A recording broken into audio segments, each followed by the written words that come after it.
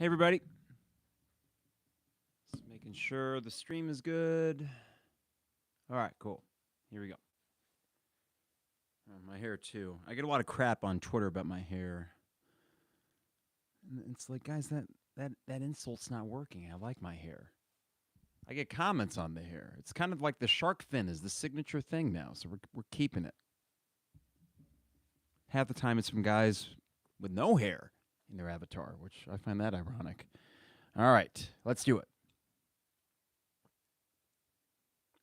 It is the 200 level, my Carpenter in the Basement studio on a Wednesday afternoon. Kind of a weird time to do a podcast, I know, but we have not done a midweek podcast in quite a while. There's been so many games, and we do the second half reactions, and in the mix of that, we can talk about some of the larger things going on with the team.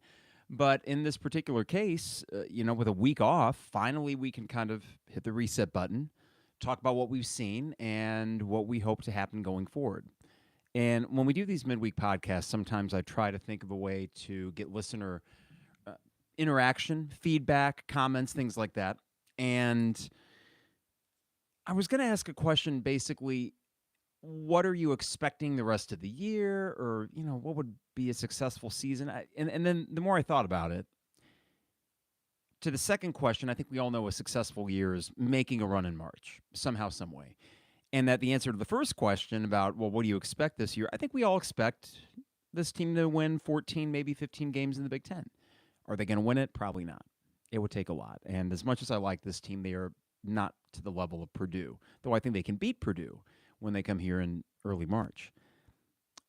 I actually wanted to talk about something that I broached at the very beginning of this season, which is Brad Underwood and the long-term kind of prospects and what we think and feel about Brad Underwood's tenure at Illinois. And this year, I think for some, myself included, has went a long way in solidifying a lot of feelings that we have about Brad Underwood, specifically positive feelings. And I guess what got me thinking about this is last night, so this is Tuesday night, I see Ohio State give up damn near 50 points in the second half to Indiana.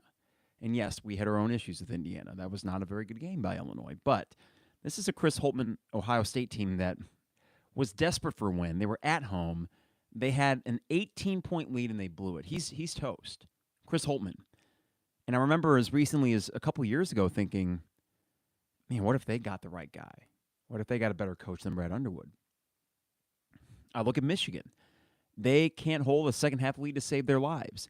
And I have this weird feeling, I'm going to get this out of the way, and it might sound foolish. I have this weird feeling that Juwan's got one more stupid win in him, and why not tonight at home against Wisconsin after Wisconsin loses a big home game against Purdue? That's an aside, but think about that. Juwan Howard, he's toast, or at least should be. We'll see. And I'm thinking about the contemporaries of Underwood that are already on their way out at programs that have had historically some basketball success. So here we are with an Illinois basketball program that I think you could say is certifiably the second best program in the Big Ten and has been for the last few years. I know there is the stat that you have the most Big Ten wins of anybody, but I think we would agree, if we're being objective about it, that Purdue the last 2 years has supplanted you as the best Big Ten program, right? But we're having that discussion. We aren't just having discussions about, hey, is Brad Underwood's team going to make the tournament? And I recall distinctly after the John Gross era, priority number one, make the tournament consistently again. Well, we're doing that, and we don't have to sweat that out at all. And this would be 5 years in a row if COVID hadn't happened, 5 tournaments in a row where you are not sweating Selection Sunday in the least. No bubble teams for Brad Underwood, not even last year. Not a bubble team. So it got me thinking about, the guy at the helm, the guy that's leading this whole thing, and how Illini fans feel about it. So I sent out a couple feelers on Twitter today, and we had a poll to try to just get some numbers. Had about 350 responses to that. We had some more specific comments and feedback about it as well. On the whole, overwhelmingly positive. And I would admit that a year ago, I was in a weird bit of limbo almost with Brad Underwood. feeling like the wheels were coming off of last year's team and that, oh God, what if we had missed striking while the iron was hot? What if we had missed our window? Because windows can be fleeting in sports. And what if there's just kind of a lack of, not to borrow this term, but a lack of institutional control? It just seemed like we had a lot of attrition with players. We had a lot of off the court things that were kind of trickling into on the court issues. And yet here we are in what I think has been his best coaching job along with his Big Ten title year. 2 years ago when you went 15-5 in conference with a team that was good, but by no metric great. 20th on Ken Pom. That's pretty good, but they won the Big Ten. So I sit here feeling, I guess, gratitude. Is that fair to say about the basketball program, and that after a stretch from 2007 to 2019, you were irrelevant, and you would get comments from commentators remembering when Illinois was actually a part of college basketball and in the conversation for good seeds in the NCAA tournament and always in the conversation for the Big Ten, always in the mix. And for over a decade, we didn't have that. And now we do. And furthermore, it seems like with the recruits coming in and the ability that Underwood has shown to work the portal to his advantage, you'll be hanging in that top 4 of the Big Ten for the foreseeable future. We all know what the albatross is here. It's March success. That's the thing, and I get it. I'm with you on that. If you're one of those that is not willing to grant him, I don't want to say immunity, but if you are not quite there as far as just praising him outright because you're just so ticked off about Loyola and you're leery that there's going to be this lack of March success, I get it. And I am with you in many respects. But I'm also the mindset that you get enough bites of the apple, you will eventually break through. One more point before we hit up the sponsors and then hit up what you guys said. Plus, we got to talk about a big game at Michigan State, which I will be at. Karen and I are going to go up there. I'll see Isaac up there. He's going with a friend. And a big opportunity for Illinois. But one last point I wanted to make about Underwood that has impressed me in particular this year. The Terrence Shannon Jr. situation is a mess, to say the least, right? I mean, we literally have a rape charge against an Illinois player. And there was the federal decision that brought him back, and that's pretty much what we're going to operate with going forward. I mean, there's not anything, even the OSCR from the university, that takes time. And he gets due process with that to an extent. So Terrence will probably be playing through the rest of the year. But to think about what happened on, what was that, December 28th, 29th, when that broke, and here we are on February 7th, in what has been an absolutely crazy 5-6 weeks of basketball and off-the-court things. If I were to say that Brad Underwood kept this team together, that's almost overly simplistic. That's not great analysis. But he has. What's impressed me even more is the way that he has handled this situation and talked about it. And the way that, as the head of the basketball program, he has managed to avoid some of the same pitfalls as, let's say, Nate Oates from Alabama did last year with the Brandon Miller situation. I kind of hesitate to bring that up because it's apples and oranges and two very different cases. But Nate Oates got in a lot of hot water, and understandably so, because he said some insensitive and tone-deaf things in press conferences when asked about it. He was not exactly PR 101 trained ahead of time, or at least if he was, it didn't take. I think the way that Underwood has represented the program, and then to a little, and I'm about to get my master's degree here in a bit too. I have so many things tied in with this university, having grown up in Champaign-Urbana as well, that, yeah, I want to win first and foremost. Lon and I always talk about winning is paramount. I'm okay with a few gray areas as long as they win. I still believe that. But it is nice to feel like when it comes to the sort of tenor that you want from your leaders and the faces of your program, and by extension, your university, this has, I think, been Brad's best job yet. And I don't know if it's just an example of someone finally figuring out their role and their fit and what works for them at their job. I mean, I'm year 6 as a teacher, and I feel more comfortable than ever at that job. I feel like I'm more myself in that environment than I've ever been. And I would imagine year 7 for Brad Underwood, he has found a bit of equilibrium with this program and how he runs it. And that, to me, more than just the fact this team has surpassed my expectations on the court, has been very encouraging when I try to project this long term and think, okay, if Brad Underwood's here for a while, how good of a thing is that for Illinois basketball? And the more I think about it, the more I think that's a really good thing to have. And hey, there's work to be done. There's games they got to win. There's tournament games they got to win, for God's sakes, before we can really fully ingratiate ourselves, I would imagine, as a fan base, to the idea of Underwood being here for the long haul. But man, every indicator, for the most part, seems to say that you have someone that in a very tumultuous period of college basketball has navigated it about as well as anybody. Win in March, and that guy is going to be the toast of the town, right? I mean, and it can happen. And it can happen this year. But as we sit here already, what he's accomplished and what he's amassed and how he's brought this program back to relevancy, I think is something worth talking about, and that's what we're going to do today. Before I get too far ahead, got to remind you the 200 level is brought to you by DPDough, online at dpdough.com for all the best deals and prices, dpdough.com. They deliver anywhere in Champaign-Urbana, so give them a call. Or sorry, don't give them a call. Go online at dpdough.com. And the cool thing about it is when you order online, you get the option of custom zones with any topping you want, or favorites like the Maui Wowie or the Buffer Zone. They deliver a piping hot calzone right to your doorstep. That is dpdough.com. Also, Dogtown Heating, Air, and Plumbing, your home's best friend. Or the rising cost of goods, unpredictable weather, and seasonal depression, are they getting you feeling down? They have me. If it wasn't sunny outside the last few days, I might have gone insane. Well, Dogtown Heating, Air, and Plumbing can brighten your winter blues. Get this, $1,000 offer, okay, off of any Bradford White water heater, Rinnai tankless water heater, or Bosch mini split unit when you buy a Lennox home comfort system. So not only do they do heating and air conditioning, but these tankless water heaters, which I was first introduced to in an episode of Breaking Bad, these things are sick. So we can speak from experience, my wife and I, that Dogtown has been our HVAC people for a while. They will be for the foreseeable future. Give them a call, $1,000 in savings when you give them a call today at 217-841-4728. Dogtown Heating, Air, and Plumbing, your home's best friend. Owen Builders LLC, I'm on at owenbuildersllc.com.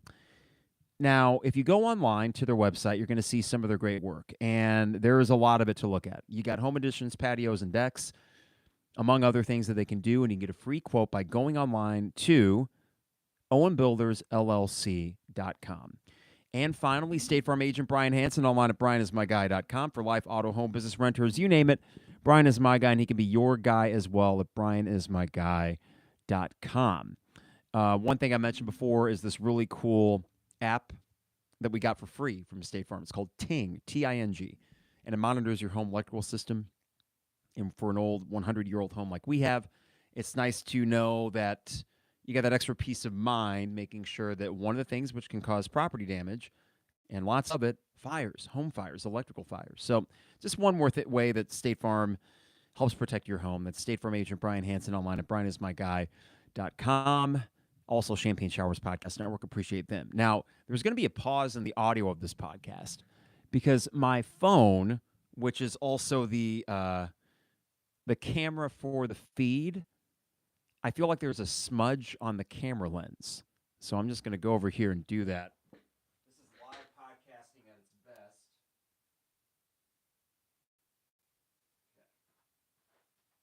Okay. I guess that's a little bit better. We're back. Okay. What we did today is to try to solicit some listener feedback and get you guys involved with the podcast as best we can. We try to do that every so often. Is ask you on a scale of 1 to 10 your satisfaction level with Brad Underwood. Now, I didn't want to give too many other, what would we call them, parameters. I just kind of want to leave it open-ended and see what people were thinking and feeling about Brad Underwood at this point in his 7th season. And we are well over the halfway point and basically just over the halfway point in Big Ten play. So here's what we got. What I did first was, what I did later today, I should say, is put a poll up on Twitter to try to just get some raw numbers and get an idea where Illini fans are at. So, on a scale of 1 to 10, rate your satisfaction level with Brad Underwood as Illini basketball coach. Here are the options people had to choose from: 9 or 10, 8, 7, 6 or under. So 350 votes. 1.4%, 6 or under.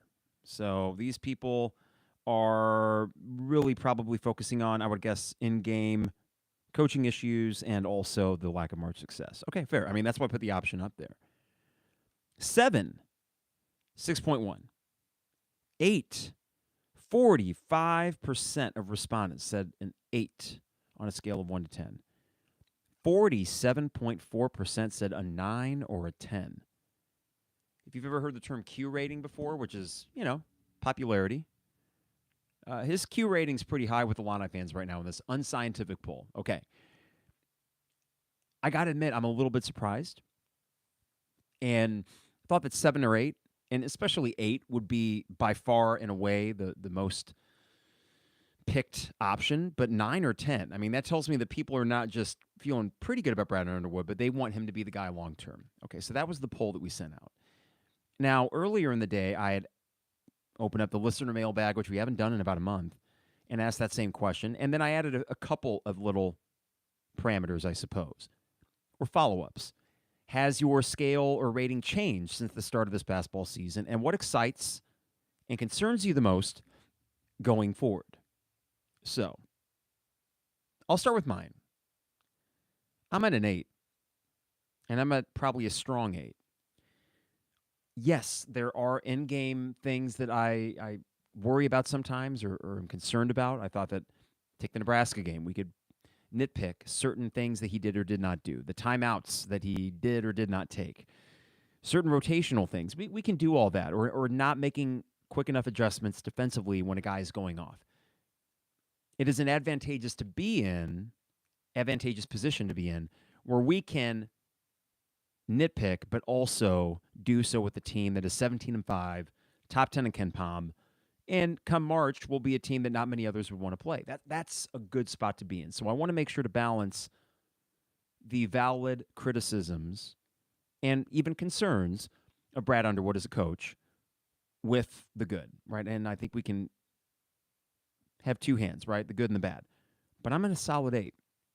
And I was having a discussion with friends in a group thread today about that. And a couple of them were a little bit more, I don't know, cynical is not the right word, but they were a little bit less generous in their rating than I was, or a couple other friends, because they were focusing on the March success or lack thereof, and that Illinois historically has been a pretty good program. But here's my big thing, and I don't want to lose sight of this. Brad Underwood is much more of a Lou Henson than a Lon Kruger, Bill Self, or early Bruce Weber. The program he inherited was not all that dissimilar from what a Lou Henson inherited. Maybe Lou Henson inherited a complete dearth of anything, but really Illinois basketball had some good runs in the 40s, 50s, and 60s. So it's not as if they were a doormat. They just had been not so good for the 3 or 4 years before Henson got there. The thing for Underwood is that he had to basically reconstitute a basketball program worth a damn after 12 years of being irrelevant. Not completely irrelevant.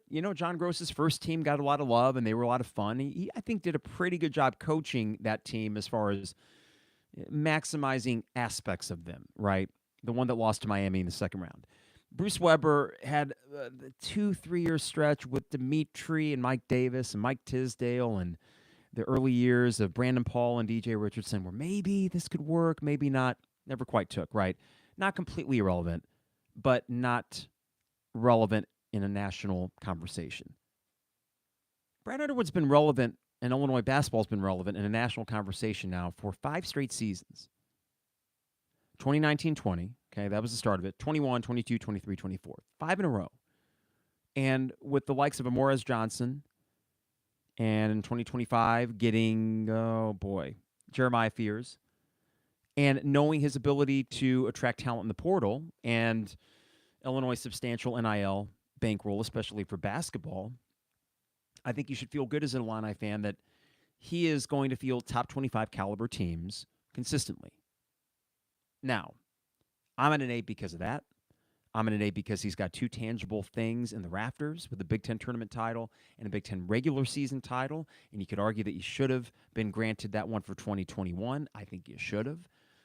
But you have tangible signs of success. You've got rings. And of course, we want bigger and better rings. But for the time being, for what he inherited, that's pretty good. That's pretty good. Why an 8 instead of a 9 or 10? Listen, it is about March. We know that.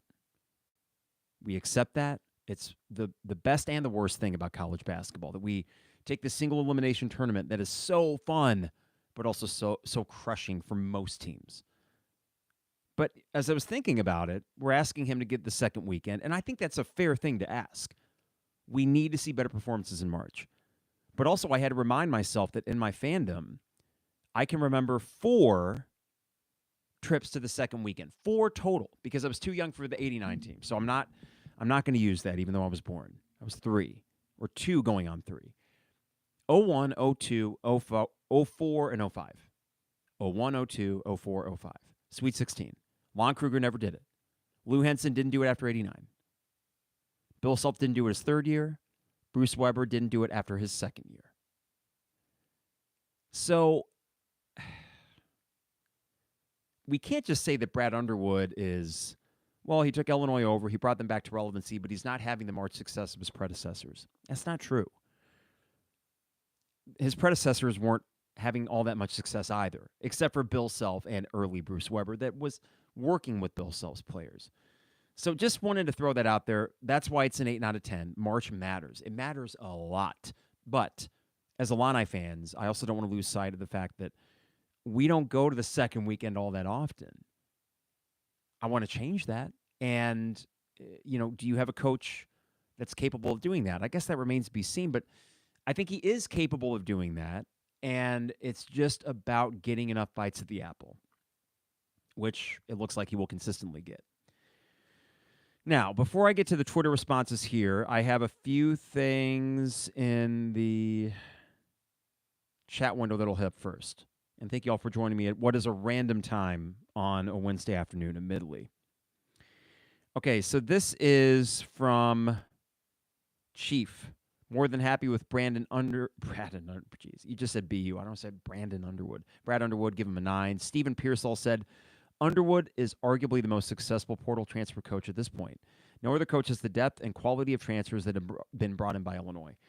I mean, he's up there, Stephen, and that's why I'm very encouraged going forward. Even Matthew Meyer, who drove me nuts, was a huge portal win. So I would agree with that. As Stephen continues, also last year was a chemistry issue, and it's kind of amazing they made the tournament in spite of it. And he gives him an 8 or a 9. Okay. Let's get to the tweets and the responses from people. From Jacob, 8.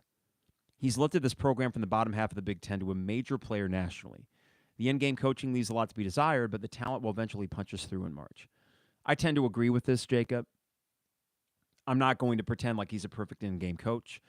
And I think he's a better coach at adjusting in season and adapting to the talent on a macro level, but not always in a micro in-game level. But an 8 for Jacob as well. From Zane, also an 8. I'm excited to see how the team continues to bounce back amid outside noise. They just need to play smarter to close out games. When TSJ, Hawkins, and Damask are firing on all cylinders, the trio is one of the best units in the country. Saturday will be a big test. I would agree with that, Zane. I think that those 3 together present a lot of problems for opponents. And when it comes to the games in March, those 3 are going to be on the court basically every single minute. You never really feel bad when those 3 are on the court together. You feel like you got a shot against basically anybody. This is from Adam. 8, lacks March success, but running the program, current recruiting, and sheer wins have to be taken into consideration. From Daniel, 9, it has indeed changed this year. Last April, I likely would have said 7 or 8, but he did it again, putting this roster together. No one else in the Big Ten currently has this level of consistent success with non-continuous rosters. My concern, the second weekend needs to make it. All fair. And you would mention the continuous success, Daniel, the consistent success with non-continuous rosters. Something to note. And yes, some of that transfers out of the program. But in another way, Daniel, this year, the transfers that have left, the Jaden Epps and the, oh boy, RJ Melendez and the Andre Curbellos and the Sky Clarks, the Adam Millers. I was on a podcast with Cody Del Mondo, who does an Illini podcast, and he's with CHGO Sports up in Chicago. And we got to talking about Adam Miller and just the confounding case of why would you leave Illinois to just go have a nondescript college career, which is what he's essentially having. And I think that, to me, seeing these guys leave and not be all that great, or if they are, they're really just stat stuffers on awful teams, it's not schadenfreude. I don't wish ill on any of those guys, but it doesn't necessarily make Brad Underwood look like the bad guy. The one that doesn't and will never make sense is Brandon Podziemski. It just won't. And that's a miss. And that's a mark against Underwood. But Jaden Epps, Andre Curbelo, no, that guy's nuts. I feel bad, but he is. Adam Miller, no. What are you going to do? You start him every freaking game. And then Sky Clark. Sky Clark, he's out for one game. Louisville wins by 25 points. Not saying he's some sort of like clubhouse cancer, but there's something amiss with Sky. From Brent, 7.5. Certainly good results during the season. And I guess it really depends on how we each individually define success. I see a lot of comments regarding the coming soon nature of March success. My issue is that with teams he's had, should it take 6+ years to get there? No. Brent, I did this exercise with Trevor and Isaac on our chat thread.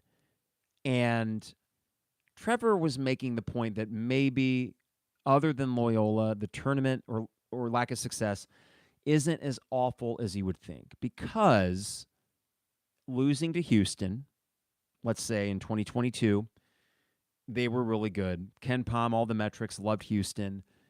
You were in it late, but really that was a team that was just better than you. You can swallow. To me, the Houston loss didn't sting that much. You almost lost to Chattanooga. I think that's the second worst performance this team has had in the NCAA tournament. And that came before the Houston game. The Arkansas game last year. Yeah, not good. And it was a merciful end to a very frustrating season. Loyola is the one. If they beat Loyola, I think everybody's score goes up a point. And, I mean, who knows what would happen after that. That was a bite at the apple that you should have done more with, and you didn't. And that is why the March thing feels so consequential. In a way, it's like Underwood's a victim of his own success because year 4, he got a team to a 1 seed in the NCAA tournament and then flamed out. So it's like this meteoric rise from most losses in program history his second year to number 1 seed in the NCAA tournament his 4th year. But they just couldn't put it together in that one Sunday morning. I mean, what was it, 11:15 tip? Just an awful day, just terrible. But it matters, and it lingers. There's no doubt about that. From Gas House, navigating today's college sports and being consistently successful is a hard task with NIL and transfer portals, with kids committing and decommitting on a whim or a phone call. I think he's doing a fantastic job and will continue adapting to keep the program in upper echelon convos. Gas House, I agree with a lot of that, most of it. NIL transfer portals, that's really the thing now, and it does seem like he's navigating that really well. And because of that, yeah, you mentioned upper echelon. I think in the Big Ten especially. And he's also in an advantageous position because a guy like a Tom Izzo, who is probably in the last few years of his career, I don't want to speak for him, but would he be shocked if Tom Izzo's not there in 5 years? And he's not willing to do the NIL thing and the transfer portal all that much. And that's his decision, and that's fine, but it's not helping Michigan State. They're going to be good because Tom Izzo knows how to get his guys, and he knows how to run a program, but they're going to have a lot harder time being great. I think that the flexibility of a Brad Underwood in adapting to the situation, that has been a huge bonus for this program the last few years. Travis is 9. Only thing missing is March success. Number 1, chair shot villain. What a name. I give him an 8. For as frustrated as I get with this team, they still win more than they lose and are top 2 in the league over the past 4 years. Excites me TSJ finding his pre-suspension rhythm. So this is a question: what excites or concerns you the rest of the year? Concern the defense's regression. They were so good early. Yeah, I'm right there with you, number one chair shot villain, on both of those. From Ben. Last year I had him as a 3. Whoa. I've changed my opinion as much improved roster construction abilities have transformed the team. In game, 6. Agree with other responses that I just don't see clear and obvious changes when a pivot in strategy is needed. Packing in defense when Indiana wasn't shooting threes, for example. Big picture, 8. He has finally seemingly figured out how to build a better roster, or build a roster in a new era of college basketball. Great post, Ben. And I would agree that, yeah, it seems like the macro is a strength. And the micro is where we have most of our concerns. From 6 shooter, an 8. No further comment, just an 8. Thanks, 6. From Drew, 9. I will never get the gross years out of my head and how inept those teams were. He's not perfect, and I want more in the postseason, but being a relevant basketball team with loads of talent is so much fun. Yes, I think this is his best season. Has been keeping the talent coming. Drew, would agree, with the assessment that this has been his best coaching job so far. Now, there's games left to play, so that can be subject to change. But at this point in 2022, I didn't necessarily think it was his best coaching job. It was because they closed out the season strong enough to win a Big Ten title, and then you reflect on that team and think, yeah, they were good, but they weren't elite. And he got a Big Ten title with that team. Illini Blue Guy. In Game 5, he is average. Oh, wait, sorry. Let me read this here. In game coaching, 5. He is average at actual coaching compared to others in the Big. But running a program, 9. He built this back up by recruiting the right players and assistant coaches. So I guess we'll mix those together. Blue Guy, we'll call it a 7. Phillips says a 9. Tyler says, I hope our fans know how lucky we are to have Brad Underwood. Nothing but success and tournament bids. Tournament success will come. And from Flying Illini, 10. Give the man a lifetime contract. Big fan. Got a few more things here in the chat window. From S. Baptist Art? S. Baptist Art. I think I got that right. I worry that his lack of success in March is due to his stubbornness with in-game adjustments. If he could correct that, I think he would be considered easily one of the best coaches in the country. You know, that stubbornness you mentioned, the Loyola game being an example of that. It just felt like, I don't know, try something. This is the end. This is it, right? If you lose this game, it's over. There just seemed to be a lack of urgency in that game and not really changing anything or trying anything new. You got to a certain point against them where you just had to throw stuff against a wall and see what happened. The thing that encouraged me recently, S. Baptist Art, is going back to the Ohio State game and in the first half when he put a lineup out there that included Imani Hansberry and DGL. Damas stayed out there. Maybe Ty and somebody else. And maybe Dane. Dane got a lot of minutes there. He was trying new things with the rotation and saying, if we aren't going to play defense, then these guys will get up there. And it helped. It turned the game around before halftime and really changed the entire complexion of that. And then they kind of ran away with it late in the second half. So I really appreciate when I see things like that because it tells me that, yes, he can make adjustments in game. And I guess the only thing that's really sticking with me is the fact that every game there seems to be a record performance from somebody on the other team. And I understand the math game, and I know that Jeremy and Mike Latulip have talked about this in the Illini Inquirer podcast. I understand the math game of if they got a big that can score, that's fine. Let him score, and then they're shooting less threes. I get the math game, but I also don't want to give the other team's best offensive option the ability to get rolling because that's eventually going to open things up for other people, I would think. You're winning most of these games, so it's not a calamitous issue, but that's one kind of philosophy that I don't think needs to be all or nothing. I think you can balance hey, we'll let that guy get a certain amount without letting the other guys beat us, but at the same time not letting that one guy go for 30-some. From Chief Illini Wax 77. No coach can go full, quote, red ass, end quote, like Coach Underwood. Some weaker players cannot handle that and have transferred out. Those that stay have gotten stronger. He's learned to tone down his red-ass performances. He has, Chief Illini Wex 77, he has toned it down. I don't mind some fire, but I think that it's best when used sparingly. And we saw that in the Nebraska game. And we saw that in the Maryland game, though nothing was waking the team from their slumber that day. He's not been very red-ass this year. He just hasn't. I think he's content with the team he has and the guys and the energy level that they're bringing and the focus that they have. He likes his team, and I think that's showing in the fact that he has not had to be too red-assed, for lack of a better term. From AO, the Underwood love is out of this world this season, and that's fine. He'll be judged in March. As a fan base, we don't realize how we put all this season stock on one-year rentals. And because of that, we don't develop the freshmen sophomores, which in turn will probably be bad the next few years. If he doesn't make at least Elite Eight, was it really worth it? AO, I'm glad you brought that. That's a really good point. One thing I try to do, and I don't always succeed at this, is I try to avoid being too one or the other or hyperbolic. Again, I fail at that often. But, I was critical of Underwood last year, and then this year I'm less so. But it is true that this season is built on one-year rentals, right?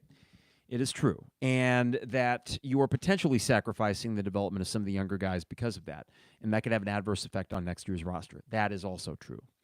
It concerned me building this roster. And when they didn't get Ray J. Dennis, I thought, well, this is all fine and good, but your ceiling is severely limited because of that. The way the season has unfolded, AO, here's why I'm a little bit more optimistic than I was, because your assessment I 100% agreed with beforehand. And it could still bear out to be true. To me, it is the fact that the guys he was able to target, a Marcus Damask, a Justin Harmon, and a Quincy Guerrier, and the fact that he now kind of has a track record of keeping guys for an extra year. Io, extra year. Kofi, extra year, though he should come back a senior year, but that's on Kofi. And then now Terrence and Coleman. That's a track record now. So let's say you run into that same situation with Ty, and you might say, Ty Rodgers, NBA prospect? I don't know. Ty's becoming a really good player, and if he has anything resembling a jump shot, yeah, I think so. But let's say we get to that point, and you can get an extra year with Ty. It wouldn't surprise me if you get the same thing from him. There is a track record with that. So going forward, I think the ability to retain, that can remain consistent with them. The question then becomes, when you lose those one-year rentals, and you have to continually add another 3 or 4 pieces year after year, what kind of success can you really bank on? And I would be more concerned about that if the entire nature of college basketball wasn't going that direction. And that Underwood has already had a lot of practice in having to rebuild rosters or reload, really more to the point, each and every year. He's got a lot of practice at that. He knows how the portal works, and he seems to manage and navigate it very well. I think that's the reality going forward. Next year you do have some continuity with the Ty Rodgers, Sincere Harris coming back, and I think he'll be a great defensive stopper for you.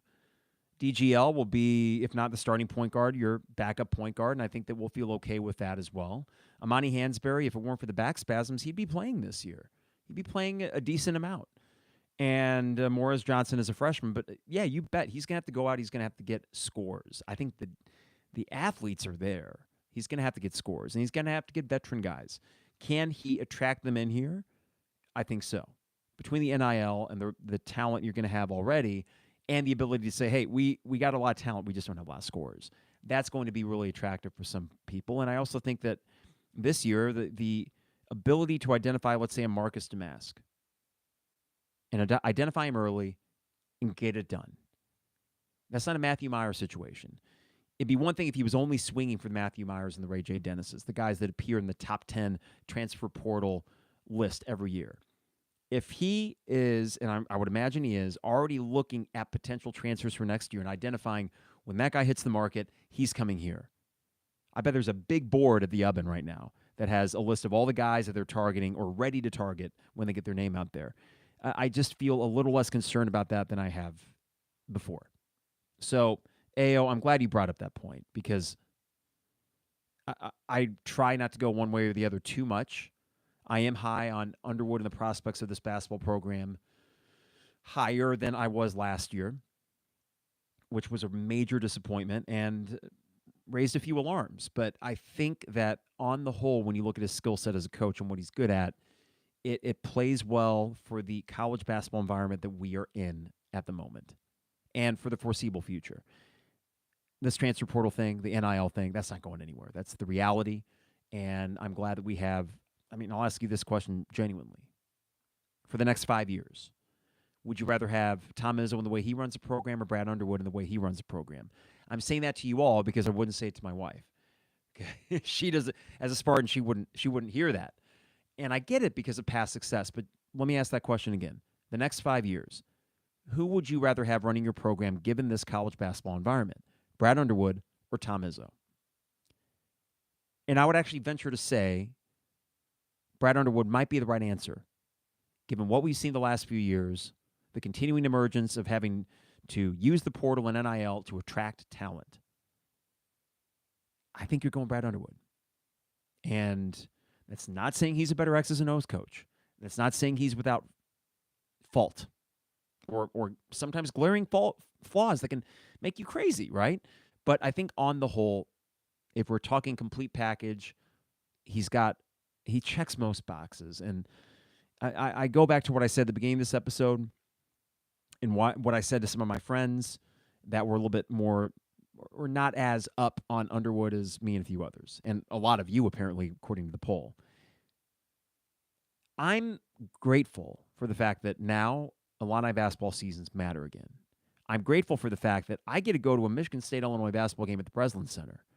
And Illinois, for the first time since 2006, in early February, is ranked in the top 10. Robert Rosenthal found that stat, and he tweeted it out. And yeah, I don't love everything he does, but the guy knows his numbers. The guy finds these things. He is an astute statistician. Think about that. 2006 was the last time that on February 7th, we had a top 10 basketball team. The number 1 seed year in 2021, you were still just outside the top 10 at this point. Then you went on a run. Pretty sure it was within a week or two that you got back in the top 10 after losing Ohio State, Maryland games at home. And you got back in it. 2022, they were not in the top 10. You go back to, well, certainly last year they were not. But there you go, right? It's been 18 years since you were top 10 in the nation on this calendar day. I mean, that says a lot. So I'm grateful for that. I'm grateful for the fact that we have 9 games left in the Big Ten. We're 8-3. We probably aren't going to win the Big Ten because you have one of the best Big Ten teams of recent memory in Purdue that's going to run away with it. I'm okay with that. We're going to keep getting bites at the apple. We're going to keep getting talent. And we're going to occasionally get a banner. And we're hopefully, as you all have made reference to, we're going to finally break through in March. I mean, yes, that is what it's about. I hope beyond hope that this team just makes the second weekend. Can you imagine the weight off shoulders? If we watch a second-round game and Illinois looks sharp, they look good, they win by 7 or 8, we get a whole week to talk about the Sweet 16. That alone would be a weight off. Oh, look, yeah, he can win in March. And then I would think that would only help you attract more talent the next offseason. God, I hope they do. But, at the same time, I don't want the season I don't want to fast forward to that. I'm enjoying this team. I'm enjoying this ride. There's been frustrating moments. There's been scary moments, like the Nebraska game. Shouldn't have choked. Thank God you won. But the fact is you're winning. And that is, if there's one word I can say for Brad Underwood, or not one word, but one thing he does really well, he wins a lot of games.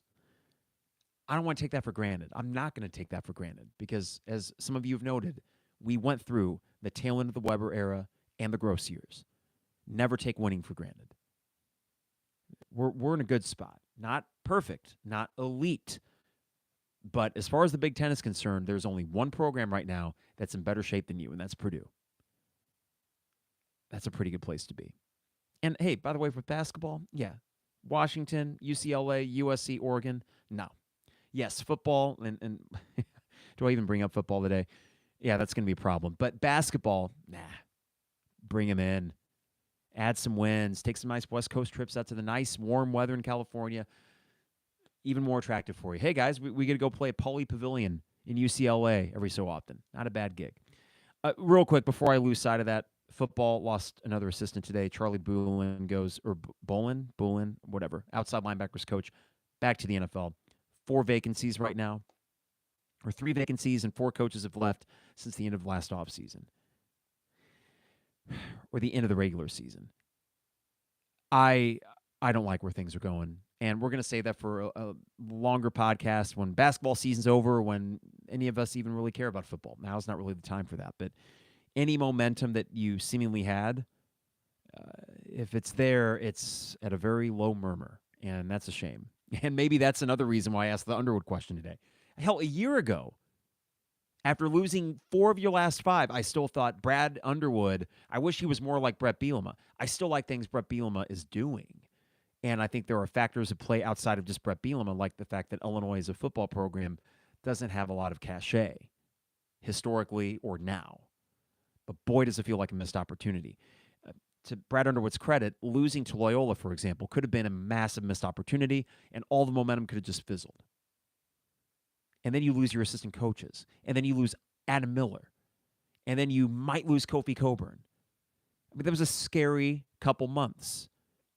And then what do? You win the Big Ten title the next year. That is grabbing momentum when it was maybe about to slip away. And maybe Bielema can do that this year too. It's not like there's no talent on the team. It's not like you have no options at quarterback or the important positions. But I do think it's interesting that I'm kind of calling myself out here. Last year in April when Karen and I went to the Gordyville thing, because Izzo was up there, so she wanted to meet him. And I was really kind of down on the Underwood thing. I felt like, I don't know where this thing's going. I don't feel great about it. And then Bielema was there. And I was like, oh, but Brett Bielema's here. And I'm still a fan. But darn it, Brett. Did we miss an opportunity here? That's the question I have today. But not just today. It's not just losing Charlie Bulin or Bolin, whatever, to an NFL gig. It's not just that. Or losing Josiah Knight to Mississippi State, a guy that was an early enrollee. Or not really getting any of the meaningful Illinois recruits in the 2024-25 class in the state of Illinois. I mean, all those things collectively, though, they kind of add up. And I just don't know where this thing's going. And it just feels kind of like stuck in neutral. And meanwhile, basketball, even though you're losing a lot after this year, it feels like you've seen enough to think, okay, I think he can overcome that. I think Brad can overcome that. One from K. Andrew about that. Bielema has shaken my confidence since kickoff of the Toledo game in a year. Let's see. I want to make sure I'm reading this. Oh, let me read this again, K. Andrew. This is what's so frustrating. Freaking YouTube has this emoji thing in the chat window, and sometimes it cuts off words, and I can't read the full message. That's what they call a first world problem. From K. Andrew, Bielema has shaken my confidence since kickoff of the Toledo game last year on a Tom Cruise and cocktail level. I get it. Shaken like a cocktail. Great 80s movie. And by great, not actually good, but certainly entertaining. Cocktail. Okay. We got a game on Saturday, a big one, at Michigan State. I like the matchup. I feel confident going into it. I like this team on the road. I like this team on the road more than at home. I don't know why that is. It just seems like at home, I don't know if they pucker up or what. You know, the funny thing about the Nebraska game is that I thought we played well in the second half on the whole. And I thought we probably got Nebraska's best shot. And that Tominaga was just unconscious. I mean, we were contesting some of those. Some of those were like 30-foot freaking three-pointers. What are you going to do? There were at least 3 of those that he made that you just say, well, what the hell? What are you going to do? The choke job, I think, understandably and rightfully, is making people a little bit nervous, right? You won in overtime. You played well in overtime. You played well for 17 minutes of the second half. I thought the energy was back. Offensively, I have zero concerns about this team. Or if I have a concern, it's minute and nothing that they can't address because they got guys that can score in a myriad of ways. Defensively, yes, I am still concerned. But as far as the Michigan State-Illinois matchup and why I like it on the whole, Michigan State loses last night to Minnesota. And, of course, the initial reaction from even myself and I'm sure a lot of Illini fans is, oh, great, now we're going to get a pissed-off Michigan State team. The question I ask you is, how good is Michigan State? Really? Tyson Walker is a really good player. And A.J. Hoggard seems to always do well against this. Bigger guard that takes it to the rim, good mid-range game. I've really seen Jaden Akins do a whole lot against Illinois, but as we saw last night, the guy can shoot. They have good guards. They do. And Malik Hall is the wild card. he is a very good player when he wants to be, and most recently he has been the last month. So that's pretty good. There's just one problem with Michigan State. They don't have a front court at all. The concerns that we've had with Coleman going against Cliff Omoruyi or with Rank Mast, who actually I thought Coleman did okay against Rank Mast. Mast is a really good player. Nebraska's going to be okay next year with Mast coming back alone and then building around him. He's really good. Or with Reese for Maryland, right? Those guys have had field days down low because it's just been, for whatever reason, not a great matchup one-on-one for Coleman. Not so worried about that with Matty Sissoko or Chris Cooper or Xavier Booker, if I'm getting the name right, the 5-star freshman who's not done anything this year. Their front court stinks. And you've got enough size in the backcourt, and now with Terrence back, to at least defend well against an A.J. Hoggard who's got the body. Or if Tyson gets on a heater. You know, you got a Ty Rodgers and a Terrence Shannon Jr. that can shadow those two guys, and you hope DeMass can kind of keep Akins in front of him. But I do like the fact that you have size, and that, yes, Michigan State, with their speed and their quickness in the backcourt, they're going to get to the rim a few times, and you're going to think, uh-oh, not again, right? Understandably. And we saw that last year with Michigan State. They didn't make a three in that game last year at State Farm Center, and it was close as heck until Matthew Meyer went crazy. Why? Because they were getting to the rim, and they were shooting unconscious from 15 feet and in, mid-range and in. I could see that happening again. That can get really frustrating if they keep doing it. But when we talk about the numbers game with Underwood and the way that he often has that defense, guard the three, the two's okay. I think that over the course of a 40-minute game with your offense against Michigan State, that can bode well. Now, it could be that Michigan State comes out, guns blazing, they got to win this game. And yeah, guess what? They kind of have to. I mean, they're probably still a tournament team. Minnesota, probably working their way up the net rankings because they keep winning. How about that? Minnesota. I'm glad we are not going to the barn this year. They're coming here. That place has been tricky for opponents. Wisconsin damn near lost there. Michigan State did. Northwestern lost there. Working out okay for us as far as scheduling. Not playing at Nebraska or Minnesota. Who would have thought it? But as I look at this matchup, I am encouraged overall and think that there are aspects of this matchup that we can exploit, and that over the course of a 40-minute game, I just like the way these two teams stack up in Illinois' favor. I really do. And the way that Illinois has been playing against Michigan State of late. The game a month ago was awesome. It was a great game. Michigan State brought it, and sure, it was after a loss in Northwestern. They brought it. We didn't have Terrence. If this were the first or second game back with Terrence, I think you'd get a very Northwestern-like result. You know, you just aren't quite together. But because we're getting a little bit more back to where this team was in late November when they were finally on the upswing in the game at Rutgers or, you know, Florida Atlantic, and I know at Tennessee didn't quite work out, but I think Tennessee is a much better team than Michigan State. This is a game that you can win. I'd go so far as to say it's just above a coin flip. I think there's a good 60% shot Illinois wins this game. Losing it would not be hugely detrimental, but winning it would feel really good for the thing that I'm ultimately kind of chasing. You ready for it? What I'm chasing, a 3 seed in the NCAA tournament. A 3 seed. Why? I like to stay up the 4 or 5 line. I like to, if at all possible, if you make the second weekend, avoid a 1 seed. Because I think 1 seeds, the Houstons, the Purdues, the Kansases, working their way up there, North Carolinas of the world, they're legit 1 seeds. I'd like to avoid them. I'll take another shot at Tennessee, a likely 2 seed in the 3rd round if I had my choice. So I'm gunning for that 3 seed, and because of that, I think you need to win 2 out of the 3 games between at Michigan State, Purdue at home, at Wisconsin.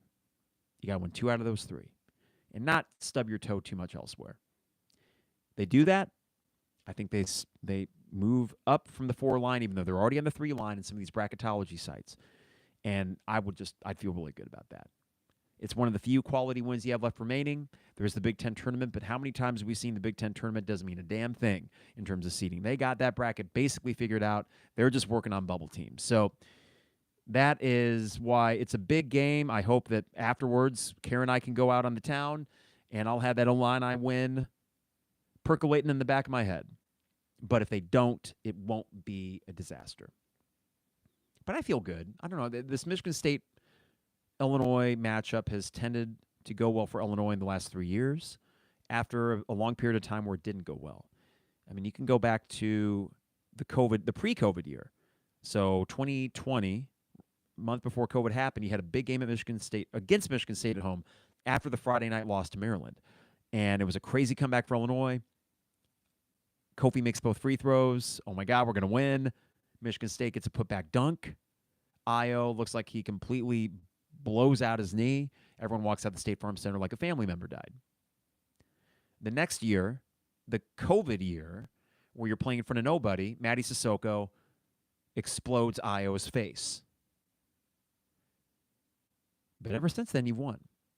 And I think you've looked good in a lot of those games against, good Michigan State teams. Even though they are not great, they are certifiably not a great team. They have enough talent to be good. And with Tom Izzo, they're going to bring it. Expect that. Don't expect anything but a close game. And just hope that you got the guys to make the plays at the end to win it. It's going to be fun. I'm excited to go to a different environment and want to win. Don't need it, but boy, would I like it. Okay, a couple more things here in the chat thread before we dip. Illinois, is this right? Woody says Illinois' three-point shooting percentage is about 10% better on the road. Wow. That wouldn't actually shock me. And I think about how they've shot at Michigan, at Ohio State. Even the at Northwestern game, they shot pretty well. My Red Pillow says, in order to get an Elite Eight or further, Illinois probably has to hope their booty ball offense catches each and every team by surprise, and they just don't have the time between games to prepare for it. You know, what I kind of like about the booty ball offense, My Red Pillow, is it simplifies it. It just really comes down to, can Marcus make a play? And he often does. And I think that as we go through the next month, you're going to see guys like Ty and Quincy get even better at cutting. I think Terrence will find a way to adapt into that booty ball mode as well. And, hey, I mean, here's the deal. If you get 2 games in the NCAA tournament where you're shooting well, you're going to the Sweet 16, even with this defense. If you got 2 games in the NCAA tournament where you shoot well, you're going to the Sweet 16. I'm pretty confident in saying that. Now, the defense, as it stands right now, is not enough to help you make a truly deep run. Because when you play the 2s and the 1s, you're going to need to be a little bit better than the 90th best defense in the last month. I'd like to think that starts on Saturday against a Michigan State team that had some issues at Minnesota. Not sure if it will, but we do. That is the one area of this team that we're going to be focusing on, I think, is defense. Booty ball, the offense, love it. It's working great. Every time we go down the court, I feel like we're going to score. And extended slumps are very rare.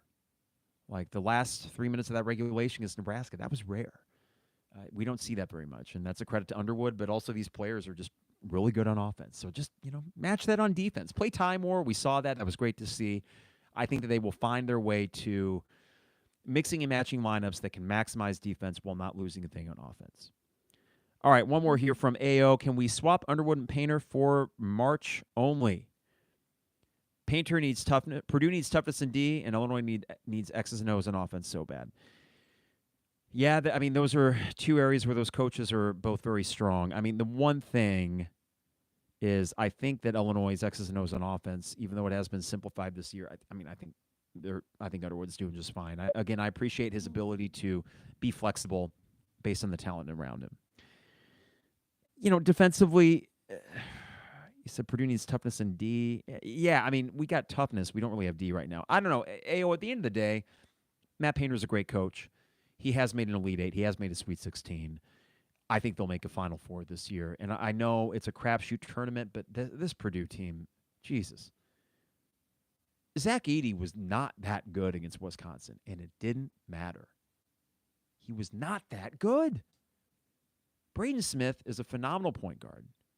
Lance Jones is not just like some tough transfer from SIU. He's only a notch or 2 below Marcus Damask in terms of offensive production. He's really good. Fletcher Lawyer, he's good. And then they got bruisers like Gillis and Kaufman-Wren to help out down low as well. They're stacked. And on a game where Edey is lights out, they aren't losing because they actually have a backcourt now that can compete. All right, well, hey, we made an hour. That's pretty good for a midweek podcast. I appreciate you all for the few that tuned in. We got like 22 right now. Jeez, on a random podcast. Not my best hair day. I don't know what the heck's going on with that, so I apologize for the viewers out there. Maybe the Twitter folk will make fun of me for it. That's one of the few things they attack me on. Well, not one of the few. I mean, depending on what I tweet out, man, they can be merciless. But the hair thing's never going to bother me. Bring it. I love my shark fin. My students, they think it's kind of cool. It's kind of like the calling card. But we will not be back this weekend. We're going to be in East Lansing for the game on Saturday, Sunday, Super Bowl Sunday. There's a game Tuesday, so maybe we do a Monday podcast, but it might be a little bit before we get back. Certainly the second half of Michigan reaction after that. But regardless, I'll be tweeting from East Lansing a little bit, and hopefully it will be a memorable game in favor of Illinois. And I feel optimistic about it, and that would be a big boon for their tournament resume. And a big loss for Michigan State, too. They can't really afford it. All right, before we get out of here, DP Dough, online at dpdough.com. Dogtown Heating, Air, and Plumbing. Give them a call at 217-841-4728. State Farm agent Brian Hansen, online at brianismyguy.com. And finally, Owen Builders, LLC, online at owenbuildersllc.com. Also, Champagne Showers Podcast Network. Appreciate them as well. All right, everybody. Enjoy the rest of your week. Enjoy the game Saturday, nationally televised, CBS, 1 p.m. Central. We got to wake up bright and early to get to East Lansing, 4.5-hour trip. And I'll try to bring a win back for you. See you soon, everybody. It is the 200 level. All right, thanks you two for tuning in on a random Wednesday evening. And I'm going to say it one more time. I don't know why. I just think that Michigan has one stupid win left in them. Can they beat Wisconsin tonight? That would be absolutely hilarious. All right, take care, everybody. We'll see you.